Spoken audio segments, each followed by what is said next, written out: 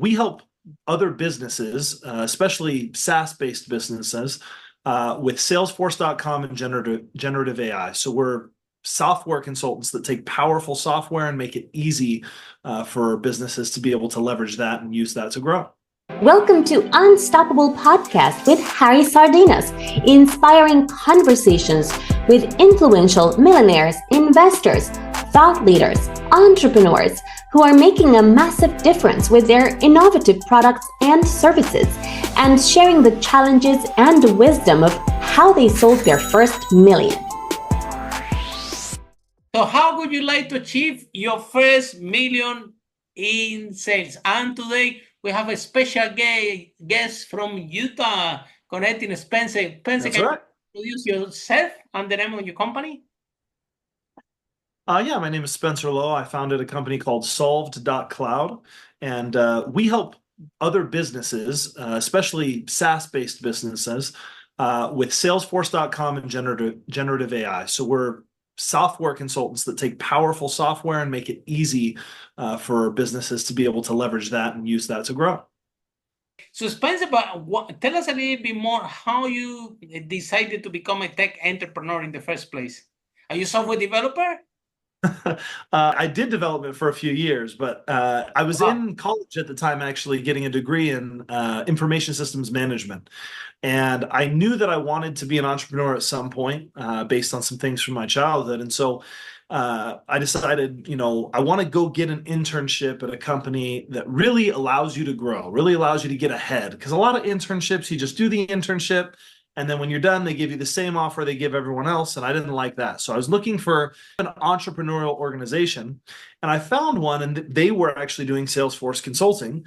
And so when I met with their CEO, I said, this is the money I want to make, and this is what I want to do when I graduate. And instead of saying, oh, that's unreasonable, he said, great, here's how you do it. This is the money you need to make me.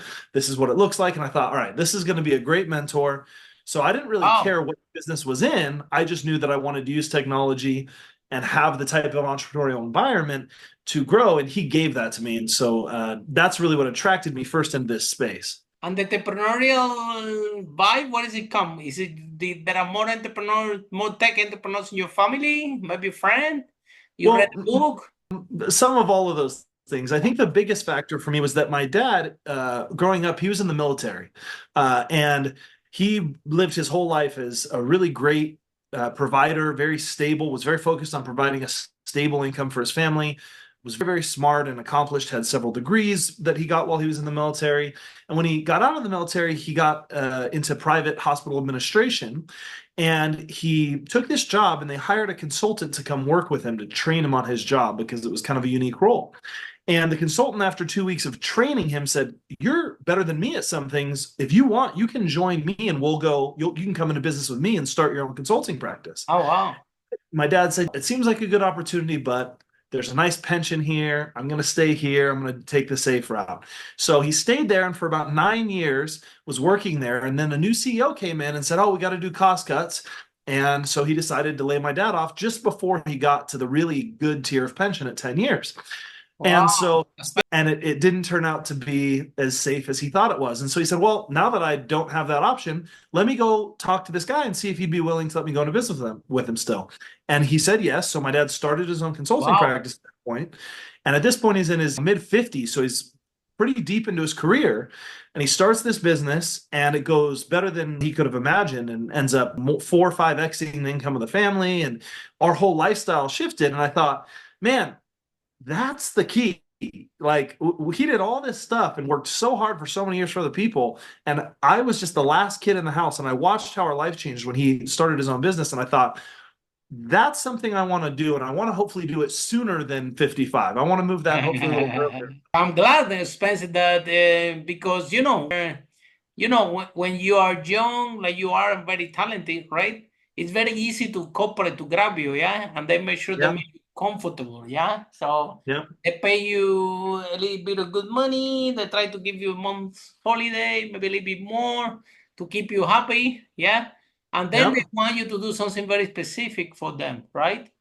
And what happens is, after you are 40, when you're old and you no longer need it, now in one day they can get rid of you, and and then it's difficult because since God that your dad has the contacts and the ability to go for it, but you know the when people they left corporate, they don't know how to do too many things, right? And definitely doesn't have the skill to be an entrepreneur. So we can say that you managed to escape the corporate trap, right? Yeah. And then, but then you decide to do something which is very, very risky. It's not only to be an entrepreneur, it's to be a tech entrepreneur, one of the riskiest things in the world. More lucrative, but definitely risky. So do you thought it's true or not really? Yeah, so it's an interesting thing. So I was working at the time, so I worked with that company that I joined for about 4.5 years, and I quickly was managing about half of the consulting practice, and I was taking on some of their hardest projects. And so I knew that I had the skills to be successful. And I saw a statistic just shortly before I finally pulled the trigger to leave. And the statistic was in ecosystem, services businesses that were providing the services we were providing were on average growing at 24% a year. And so I thought, okay, there's an industry, there's a marketplace right now where this set of skills is so in demand that you're getting almost a guaranteed 24% return annually if you're just average. That seems like a really good opportunity. And I know that I'm above average because in my own company, I'm one of the top consultants and I'm producing these results. And so, man, if I'm above average, who knows how fast that company could grow? So that was one thing that gave me some certainty, but there were a couple other things, and I some frameworks that are pretty well published. Jeff Bezos talks about kind of the regret minimalization framework, and I went through that. And I had to do so that it didn't seem so risky was I had to really understand the risk of staying in my own spot. See, it's to value the risk of the unknown, but it's hard to value the risk of the known.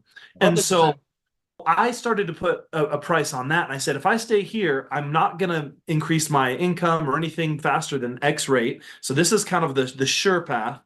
And if I look at that long-term path, I'm not happy with that path. And I don't think that's what I'm capable of. And so let's just say I quit, I start this business, and I fail. I have a year, at the time I had about a year's worth of expenses saved up, which is advice that I give people. I think if you don't manage your own personal finances very carefully, it's hard to take any risk in your career. So I managed my personal finances carefully so that I could take risks in my career. And so I said, all right, I've got a year's worth of expenses saved up, so I'll be fine for a year. And if at the end of the year I don't have traction, I'll just go get another job. And when I talked to recruiters, people were trying to recruit me for double the salary I was currently making at my job. Wow. So I thought, okay, my case scenario is I go out, I do this for a year, and then I get basically double my pay, maybe even more because I'll have more experience by then. And so I'll be back to where I started in 2 years. And so I have the knowledge of what it was like to try to start a business for a year. And that's valuable to me. So my worst case scenario is really just to fail in a year, go back to working for someone else, get a much higher salary, and then break even in about a year.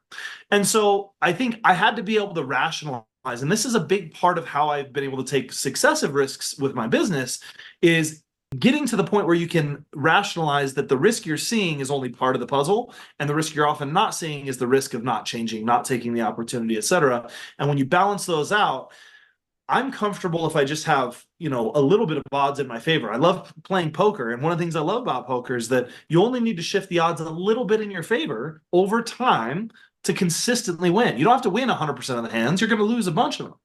But if you can win 60% of your hands, I mean, you're in a very elite group at that point. So really all you need, you don't have to get rid of the risk. You just have to understand and balance it out to where the odds are, say, 60% in your favor, and then you keep moving.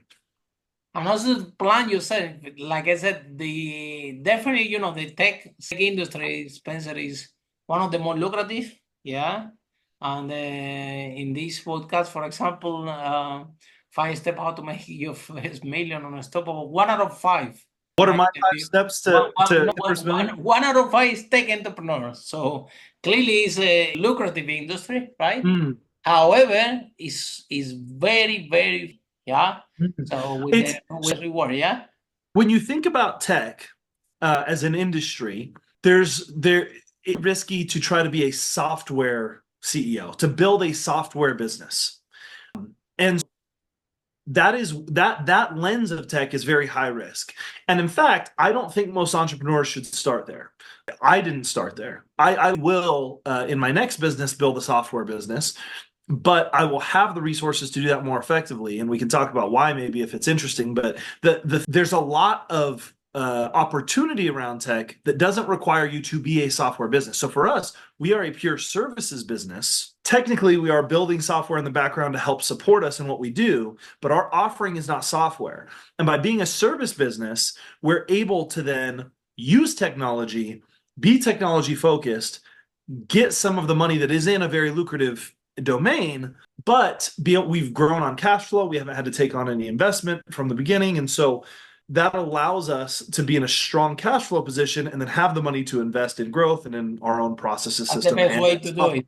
That's the best way to do is to offer a service and capitalize on those services, because like you said, rather than develop a software from scratch, is a huge milestone, because and to this new software to market when nobody knows. Yeah. I think the other day somebody was talking to me and said, Harry, you don't know that they was sharing the story that there was one guy that wanted to do a video game, right? And he was doing the video game. And what happened, the video didn't work. And but in the backup of the video game, it was a software that it was sharing the way that they use the pictures in the games. Long story short, the game failed, but this was sold to Yahoo, right, for a lot of money. And then the guy got back and I said, well, okay, now I have a lot of money, I'm gonna make the game. We went back to make the game. It didn't work, and before everything got to collapse, he said to investor, listen, the game gonna work that much, but we have this platform that we're sharing content and everything, and it's working really good inside, so let's put the rest of the money on this and let's see what happens. And the name of this platform was Slack, so imagine. In tech, you never know. However, sometimes it's not the route that you think in your head that is gonna win, is what the clients want to buy, what the public wants to buy, how we adapt ourselves to listen to our clients and don't put in a way what we want to do, but what really want to pay, right? And I think that you provide help the companies to grow up and scale, right? And you share a little bit more about this, how you guys can help tech companies? Yeah, I mean, so most people are familiar with Salesforce.com. They've heard of it, right? It's the largest CRM. Yes. And it's a very powerful tool, but it's a very specialized set of skills to really get the power out of it that you want. And so what we're doing in terms of helping customers make more money is there's a few ways you do that. Number one is your CRM is at the heart of your sales process. So your sales and marketing processes all tie to your CRM. If you want to be a great marketer, you need good data on your people, you need on your prospects, you need the ability to aggregate that data, run automations, interact with a marketing operations platform. And all that is built around the CRM. And so we have the expertise to help them use the tools that do that, whether that's Pardot, it's now called Marketing Cloud and Account Engagement, but these the Salesforce sells to do that. We have the expertise to help them actually implement those and use them. Same thing on the sales process.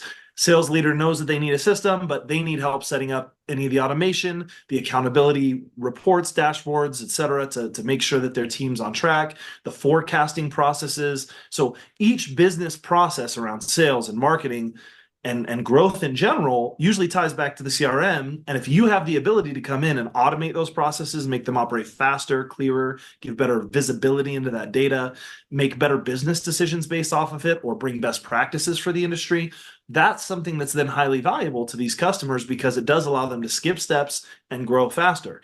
On the other side, it can help you reduce costs. You know, we see this a lot on the support side. Companies are trying to use automation and different strategies around their support systems to decrease the cost center that is support in most organizations.